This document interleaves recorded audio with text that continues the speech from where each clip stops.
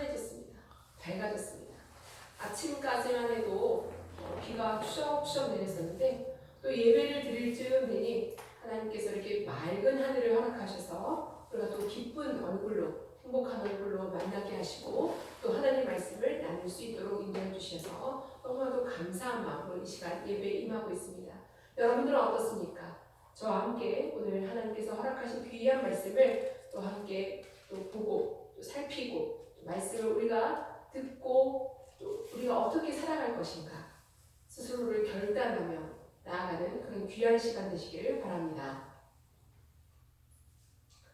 영국의 찰리 채플린에 관한 일화가 아주 많습니다.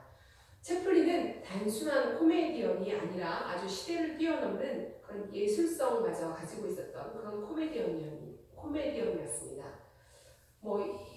요즘에도 그런 예술성을 가진 코미디언이 얼마나 있을까 잘 모르겠습니다. 그저 사람들을 웃기는 데에만 너무 국한된 그런 개그맨이나 코미디언이 굉장히 많죠. 그런데 이 사람은 굉장히 예술성까지도 갖췄습니다. 그러다 보니 그 시대에 굉장히 유명한 아주 유명하고 또 많은 사람들이 이 사람을 존경하기까지 했던 그런 코미디언이었죠. 그런데 하루는 이 사람이 전성기 때에 쉼을 갖기 위해서 아무도 모르게 여행을 떠났습니다. 그때 한 조그마한 마을에 축제가 있었다고 합니다. 그래서 그 축제가 도대체 무슨 축제인가 하고 봤더니 광고가 있었는데 간판을 보니 그 간판에 채플린을 흉내내는 그런 축제가 열리고 있었습니다. 사람들마다 채플린처럼 분장하고 진짜 자신이 채플린과 같은 그런 모습으로 나타나서 경연을 벌이는 그런 대회였던 것입니다. 이 모습을 본 채플린이 어땠겠습니까? 예술성도 있었지만 장난기가 많았던 그 채플린은 장난기가 발동해서 자신도 그 대회에 참석했습니다. 당일 경연 대회가 열렸는데요. 모두 다 똑같이 찰리 채플린처럼 분장을 하고 나왔습니다. 채플린도 그 경연대회에 나왔습니다. 모두가 채플린처럼 동작과 말과 코스염, 헐렁한 바지, 어정어정 걷는 그 발걸음 이런 모든 것까지 채플린처럼 흉내를 내기를 아주 기가 막히게 해냈습니다. 그런데 모든 경연이 끝나고 입상 발표가 났습니다. 누가 우승을 했을 것 같습니까? 우리는 다 찰리 채플린이 우승을 했을 것 같지 않습니까? 그런데 우스꽝스럽게도 아이러니하게도 이 진짜 찰리 채플린은 3등에 입상했다는 것입니다. 너무나도 정말 아이러니한 그런 내용이 아닐 수 없습니다. 그런데 이런 일들이 우리 사회에서도 빈번하게 발생하고 있습니다. 제가 보니까 그 JTBC라는 그 방송에서도 이런 경연대회가 있어요. 진짜 그 가수가 뒤에 숨어서 1번, 2번, 3번, 4번, 5번 이렇게 해서 자신의 목소리와 또 똑같은 그런 음성을 가진 사람들이 나와서 똑같은 발성법을 가지고 노래를 부르는 그런 경연대회인데요. 그 대회에서 어떤 그 진짜 가수들은 그 입상을 하지 못하는 그런 아주 아이러니한 모습들도 보게 됩니다. 그런 대회가 있었던 것으로 제가 기억하는데 지금도 그 방송이 진행되고 있는지는 잘 모르겠어요. 어쨌든 그 모창을 잘하는 사람이 가짜가 진짜 같이 하는 그런 모습을 굉장히 우리가 또 이런 상황 속에서도 보게 됩니다. 그런데 과연 그것이 노래 부르고 또 어떤 찰리 채플린처럼 그런 어떤 예술에서만 볼 수 있을까요? 그런 일들은 비일비재합니다. 너무나도 많습니다. 우리가 사는 세상에는 진짜와 가짜를 구별하는 것이 그리 쉽지 않을 만큼 너무나도 똑같이 아주 굉장히 그런 흉내내는 일과 또 그 모양을 흉내내서 또 진짜를 가짜인 것처럼 가짜가 진짜인 것처럼 우리가 속고 속이는 일들이 얼마나 많은지 모릅니다. 그런데 이런 상황 가운데서 우리가 심각한 문제를 발견할 수 있는 것은 가짜를 진짜로 생각할 때 더 아주 심각한 문제가 일어날 수 있다는 것입니다. 가짜를 가지고 있으면서 가짜인 줄 모르고 진짜로 착각할 때 이 문제는 굉장히 커질 수밖에 없고 또 비참하게 될 수밖에 없다는 것입니다. 그런 문제가 오늘 본문에서도 일어나고 있습니다. 이스라엘 백성은 자신이 선민임을 굉장히 자랑합니다. 굉장히 자랑스럽게도 생각하고 있습니다. 그러나 그들이 섬긴다는 그 하나님을 잘 섬기고 있습니까? 진짜인 것처럼 섬기고 있습니까? 오늘 본문은 진짜가 아닌 가짜의 모습으로 하나님을 섬기고 있는 그들의 모습을 아주 적나라하게 성경은 우리에게 보여주고 있습니다. 이런 모습들이 하나님께서 보시기에 어떻겠습니까? 굉장히 하나님이 싫어하는, 굉장히 하나님이 미워하는 그런 모습인 것입니다. 이런 일들을 그들은 잘 알지 못합니다. 깨닫지도 못합니다. 이것이 얼마큼 잘못된 일인지를 그들은 너무나도 잘 모르고 있다는 것에 우리는 여기에서 우리가 정말 다시 한번 깨달음을 얻을 수 있다는 것입니다. 사람이 이 세상을 살아가면서 진실하지 못한 것, 진리이지 않은 것으로부터 영향을 더욱더 쉽게 받는다는 것, 이 모든 것들을 우리가 말씀으로 하나님께서 우리에게 가르쳐주고 있다는 것입니다. 오늘 본문, 성경 본문을 보시면 말씀에는 한 에브라임 지파에 속한 가정이 소개되고 있습니다. 그 당시 이스라엘 가정이 이 에브라임 지파와 거의 비슷한 모습으로 살고 있지 않은가. 우리는 이 가정 한 단면을 통해서 이 당시에 이스라엘 모든 민족들이 이런 모습으로 살아가고 있다는 것을 우리로 하여금 깨닫게 하시고 또 우리의 모습과 크게 다르지 않다라는 것을 성경 말씀을 통해서 보여주고 있습니다. 이 당시는 이 사사기가 진행되고 있는 이 당시에는 정치는 물론 종교가 분리되지 않았습니다. 뿐만 아니라 굉장히 혼란스럽기까지 했습니다. 불안하기까지 했습니다. 잘 정리가 되지 못했어요. 그러므로 인해서 우리가 6절에서 살펴봤던 것처럼 그때에는 이스라엘 왕이 없었으므로 사람마다 자기 소견에 옳은 대로 행하는 그런 시절이었다는 것을 우리에게 보여주고 있습니다. 오늘 말씀은 17장의 말씀은 그 바로 앞장에 있는 16장 삼손의 그 뒤를 이어서 진행되는 말씀이 아닙니다. 사실은 오늘 나온 이 말씀은 삼손 이전에 있었던 일입니다. 삼손 이전에 있었던 일이기 때문에 굉장히 우리가 혼란스러움이 굉장히 가중되고 있었다는 것을 좀 더 볼 수가 있다는 것이죠.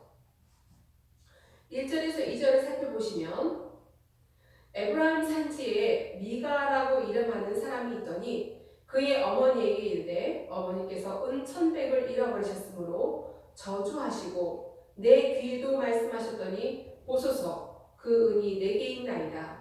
내가 그것을 가졌나이다 하니 그의 어머니가 이르되 내 아들이 여호와께 복받기를 원하노라 하니라. 미가라 하는 사람이 있었어요. 그런데 아마 우리가 이렇게 말씀을 보니까 굉장히 부자일 것 같아요. 미가는 그 어머니가 가지고 있었던 돈, 은 1,100개를 훔쳤습니다. 은 1,100개는 여기에만 나오지 않아요. 삼손의 그 연인이었던 들릴라에게 그 블레셋 사람들이 내가 은 1,100개를 너에게 줄 테니 삼손을 어떻게든 꼬셔봐라 라고 했던 그 돈과도 같습니다. 은 1,100개는 굉장한 돈입니다. 적은 돈이 아닙니다. 굉장한 돈이에요. 그런데 은 1,100개를 어머니 몰래 살짝 훔쳤어요. 그랬는데 훔쳤다가 그 어머니가 그 돈이 없어진 것을 보고 저주하는 소리를 합니다. 그런데 미가가 이 소리를 듣게 되죠.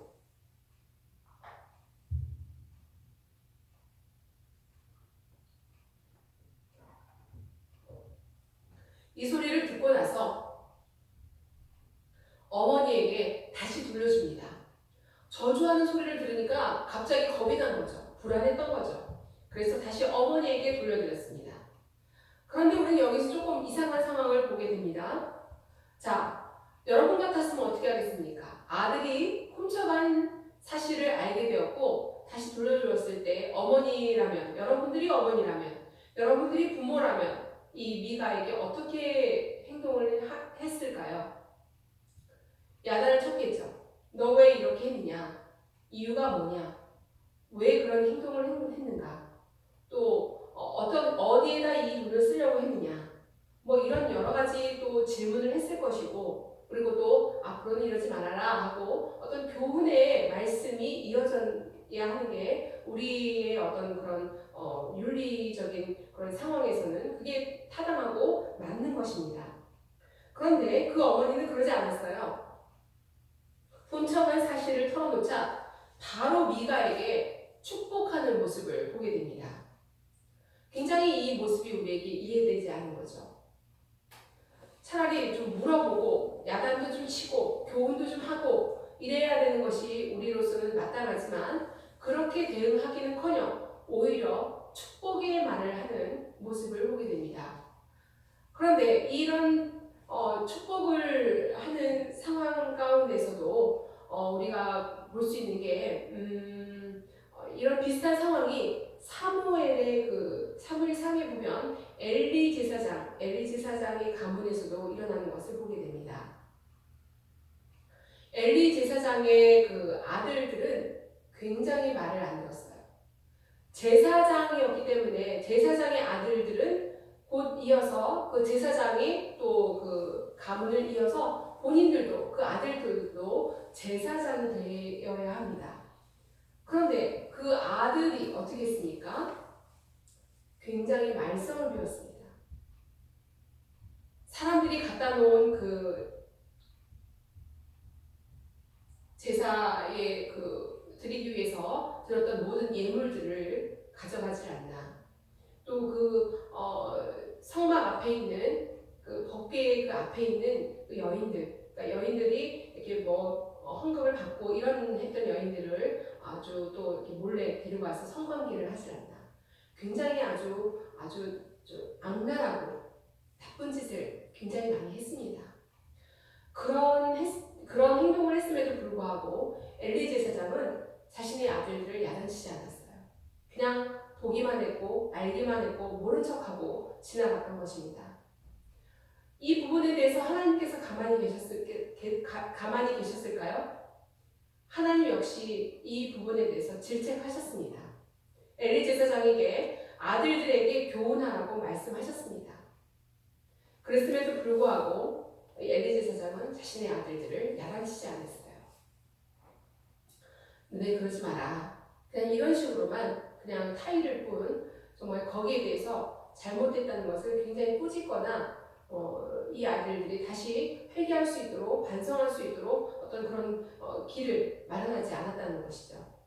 그래서 결국은 어떻게 되냐면 이 엘리 제사장과 또 엘리 제사장 아들들 또 그의 모든 그 가문은 굉장히 후에 이방인들에 의해서 망하는 벌을 받는 모두가 죽는 그런 일들이 벌어지게 됩니다.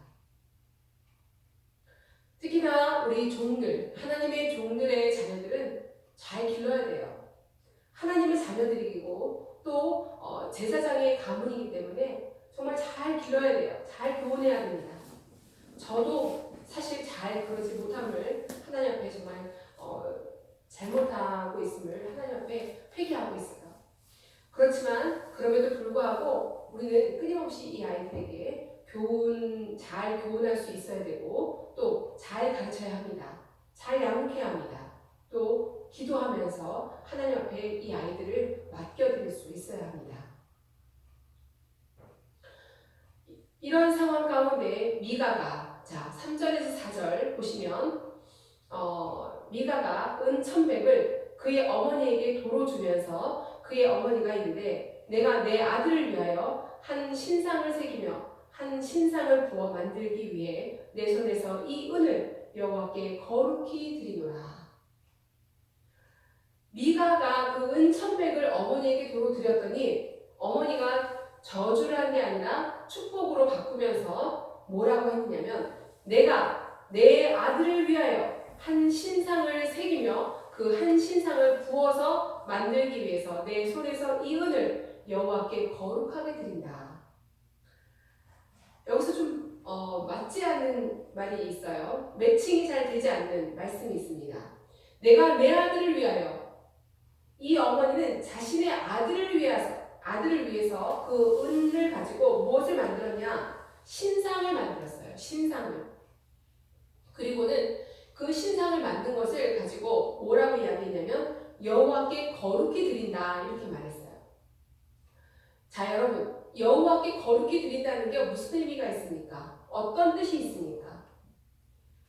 여호와께 드리는 것은 거룩하게 구별해서 드리는 것입니다. 그런데 여호와 하나님은 애시당초 십계명을 통해서 뭐라고 말씀하셨습니까? 거룩하게 예배를 드리기를 원했고 거룩하게 구별됨을 얻기를 원하였습니다.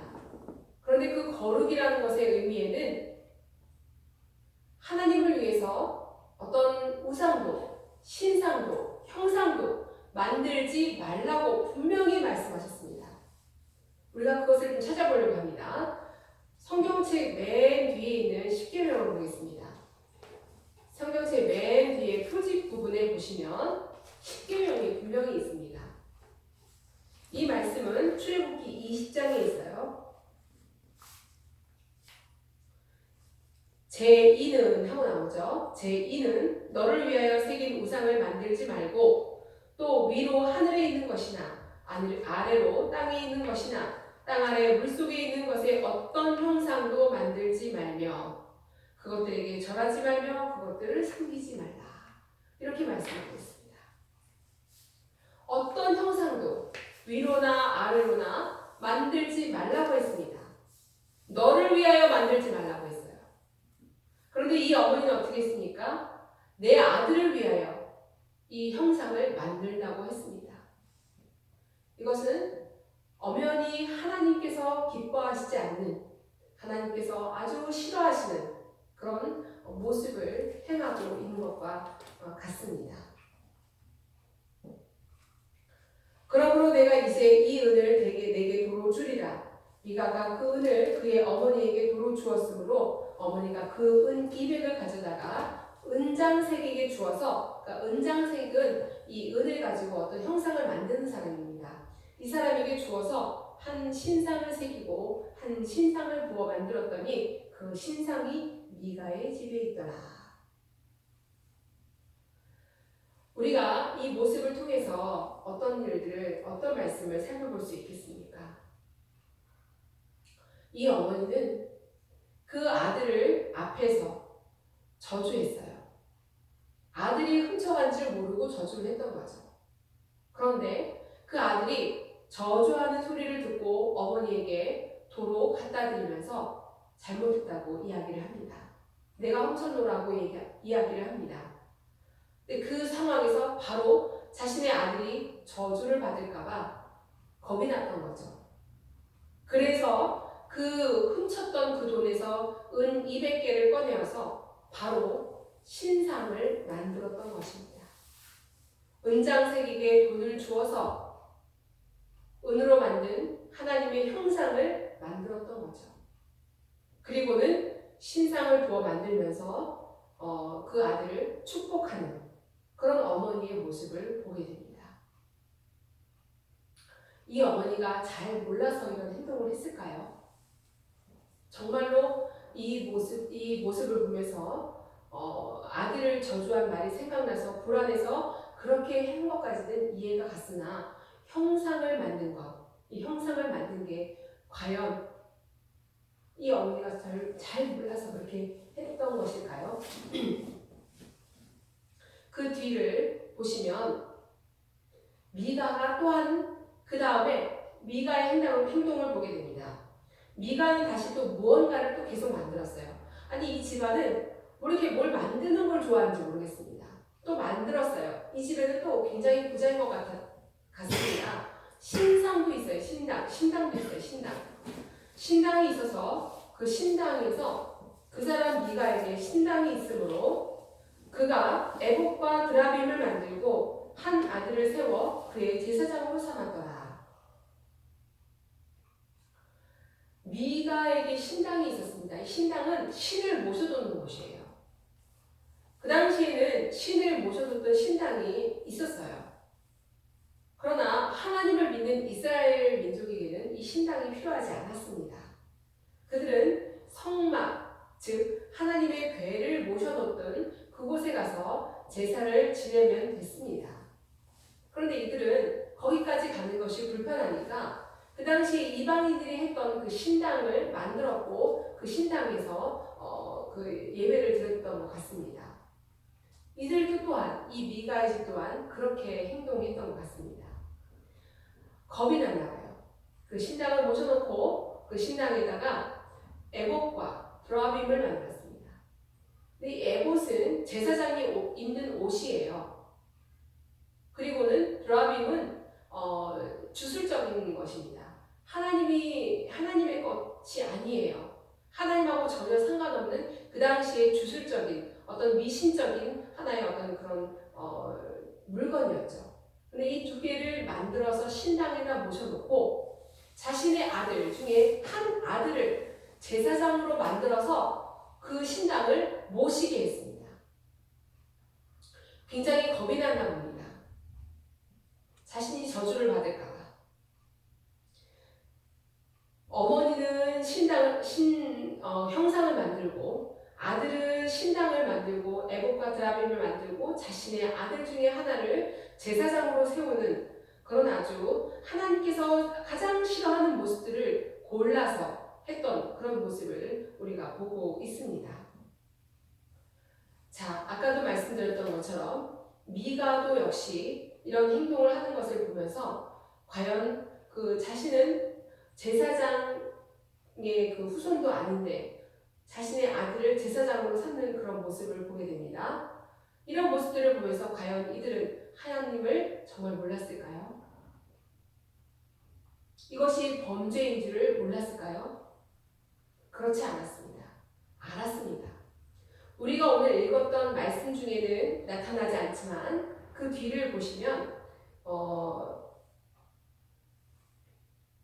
7절에 유다 가족에 속한 유다 베들레헴에 한 청년이 있었으니 그는 레위인으로서 거기에 거류하였더라. 이렇게 나오죠.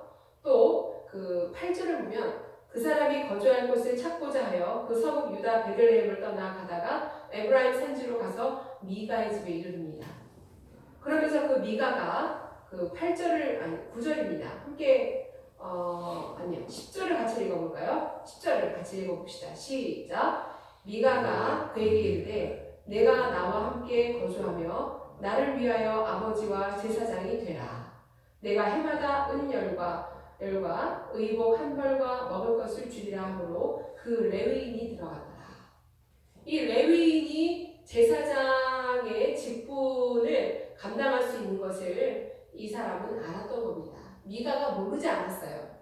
좀 그래도 좀 찜찜했었어요. 자신의 아들을 제사장으로 세워놨다는 것을 찜찜했던 터에 지나가던 그 청년, 레위 청년이 있는 것을 보고 그가 어디 머물 곳도 없고 먹을 것도 없어서 헤매는 것을 보고 그 사람을 데리고 들어와서 그 레위인 청년을 자신의 신당을 지키는 제사장으로 삼았던 겁니다. 자, 이 모든 상황을 통해서 우리는 어떤 것을 볼 수 있습니까? 그들이 가지고 있었던 신앙은 하나님께서 기뻐하시는 신앙이 아니라 자신의 마음대로, 자신의 소견대로 행하던 그런 신앙의 모습을 나타내고 있었습니다. 하나님의 뜻과 하나님의 말씀과는 전혀 상관없는 자신의 소견대로 행해서 가짜 하나님 신상을 만들고 가짜인 것을 진짜인 양 하나님의 복을 기대하는 그 어머니와 그 아들의 모습을 우리에게 보여주고 있습니다. 이 모든 것을 통해서 우리는 어떤 생각을 할 수 있겠습니까? 이스라엘이 자신의 소견대로, 자신의 소견에 오른 대로, 자신의 눈에 좋아 보이는 대로 신앙의 모습을 나타내고 있었습니다. 왕이신 하나님을 무시하는, 스스로 자신들이 왕이 되어서 말씀이 아닌 자신의 생각대로 행동하는 모습을 우리에게 보여주고 있다는 것입니다.